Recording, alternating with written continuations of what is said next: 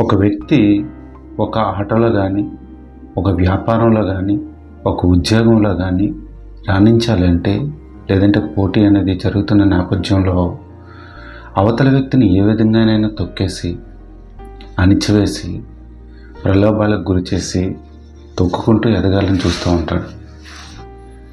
పక్కవాడు ఎలా పోయినా పర్వాలేదు, నేను అనుకున్నది జరిగితే చాలు, నాకు ఉద్యోగం వస్తే చాలు, నేను గొప్పవాడిని అయితే చాలు, నేను విజయం సాధిస్తే చాలు అని ఆలోచన చేస్తూ ఉంటాడు. కానీ ప్రస్తుతం పారిస్లో ఒలింపిక్స్ పోటీలు జరుగుతున్న నేపథ్యంలో ఒక చాలా ఆశ్చర్యకరమైనటువంటి సంఘటన ఒకటి చోటు చేసుకుంది. ఇక్కడ జరిగినటువంటి రన్నింగ్ రేస్లో కెన్యా ఆటగాడైనటువంటి అబిల్ ముతాయ్ రన్నింగ్ రేస్లో ముందున్నాడు. గెలుపు వైపుకు పరిగెడుతూ దూసుకుపోతూ ఉన్నాడు. అయితే తను అలా పరిగెత్తేటప్పుడు తన ముందు ఒక గీత ఉంది.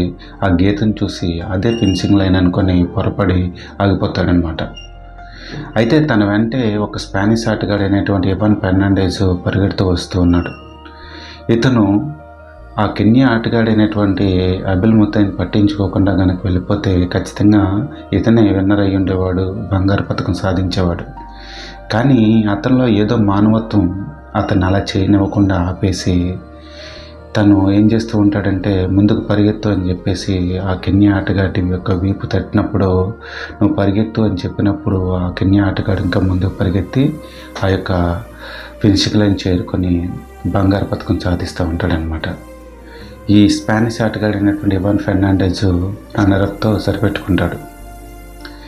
ఇది తనకు అవకాశం వచ్చింది, బంగారు పథకం. అది మామూలు బంగారు పథకం కాదు. ఒక ఒలింపిక్ గేమ్స్లో బంగారు పథకం సాధించడం అంటే అది చాలా ఆషామాషి అయినటువంటిది కాదు. పరిగెత్తేటప్పుడు కొంతమంది కాళ్ళు అడ్డు పెట్టేసి, మామూలు సినిమాల్లో మనం చూస్తూ ఉంటాం, పడగొట్టేసి వీళ్ళు పారిపోతూ ఉంటారు. అలాంటి తనకు అవకాశం వచ్చినా కూడా తను అలా చేయకుండా అతని భుజం తట్టి తోసి అతను బంగారు పథకం సాధించేటట్టు చేస్తాడు. ఈ సంఘటన అయిన తర్వాత ఒక జర్నలిస్ట్ ఇవాన్ ఫెర్నాండెజ్ని ఇంటర్వ్యూ చేశాడు. జర్నలిస్ట్కి ఇవాన్కి మధ్య జరిగినటువంటి సంభాషణ మనసులో ఉండే ఆ యొక్క ఇవాన్ ఫెర్నాండెజ్లో ఉండేటువంటి ఒక దైవత్వాన్ని తెలియజేసింది. వారి సంభాషణ ఎలా సాగింది. జర్నలిస్ట్ అడుగుతూ ఉన్నాడు అనమాట, మీరు ఎందుకు అలా చేశారు అని. దానికి ఇవాన్ ఫెర్నాండెజ్, ఏదో ఒకరోజు మనము ఒకరు సహాయం చేసుకుంటూ అందరం గెలిచే సమాజం కోసము అలా చేశాను అని చెప్తాడు. జర్నలిస్ట్ మళ్ళీ అడుగుతారు, మీరు అతనికి రన్నర్కు కావలసినటువంటి బంగారు రన్నర్ అప్ రావాల్సిందే, మీరు బంగారు పథకం దారిపోసారు, మీకు తెలుసా అని అడుగుతాడు. దానికి ఇవాన్ అంటాడు, నేనేం అతనికి సహాయం చేయలేదు, ఈ రేసులో అతనే గెలవబోయాడు, కేవలం భాష రాకపోవడం వలన ఆయన ఆగాడు అని చెప్తాడనమాట. అయితే మళ్ళీ ఆయన అడుగుతూ ఉంటాడు, మీరెందుకు అలా చేశారంటే, నేను మెరుగైన సమాజం కోసం అలా చేశానని చెప్తాడనమాట.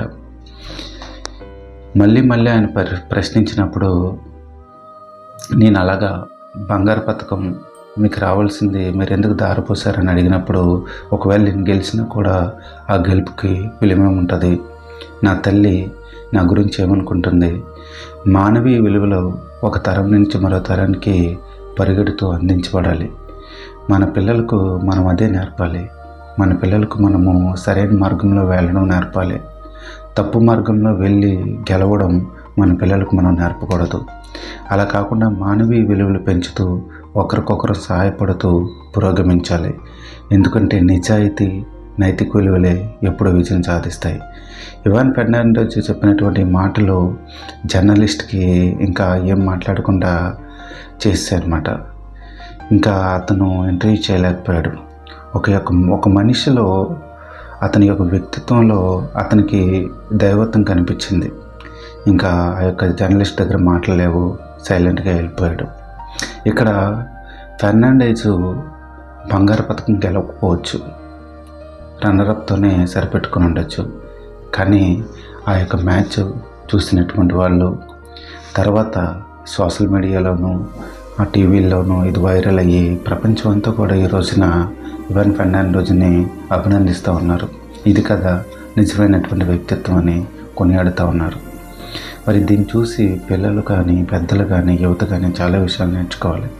ఎందుకంటే ఈ రోజున మనం ఏం చూస్తూ ఉన్నామంటే, ఒక వ్యక్తి ఎదగాలి అంటే తొక్కుకుంటూ ఎదగాలని అలా ఎదుగుతున్న వాళ్ళని చూస్తూ ఉన్నారు.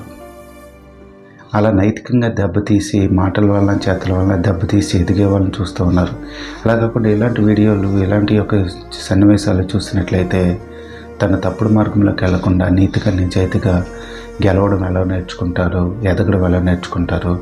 కాబట్టి ఇంత మంచి వ్యక్తిత్వం కలిగినటువంటి ఇవాన్ ఫెర్నాండెజ్ బంగారు పథకం గెలకపోవచ్చేమో కానీ కోట్లాది మంది యొక్క హృదయాలు మాత్రం ఖచ్చితంగా గెలుచుకున్నాడు.